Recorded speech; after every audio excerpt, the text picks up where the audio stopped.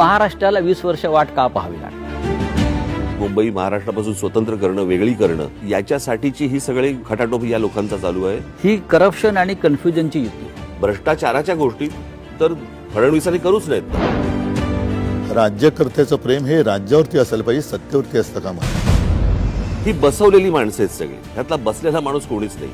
आणि बसवलेला जो माणूस असतो ना, तो फक्त धन्याचा ऐकतो. मालक एक मुंबईकर म्हणून मी आज जेव्हा घरातनं बाहेर पडतो ना, खरं सांगू तर मला लाज वाटते.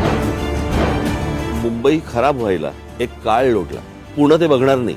पुणे लवकरात लवकर बर्बाद होईल. सगळ्यात मोठं संकट हे गौतम अडाणी मुंबई गिळतोय.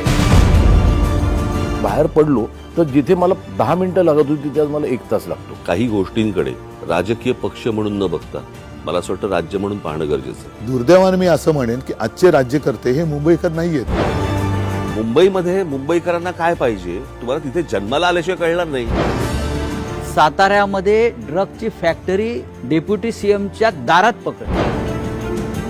लोकांनी जर समजा मतदानातनं राग व्यक्त नाही केला तर मला असं वाटतं की ते मग आपण म्हणतो ना नंतर की ते राजानं मारलं काय आणि पावसानं झोडलं काय, तक्रार कोणाकडे करायची?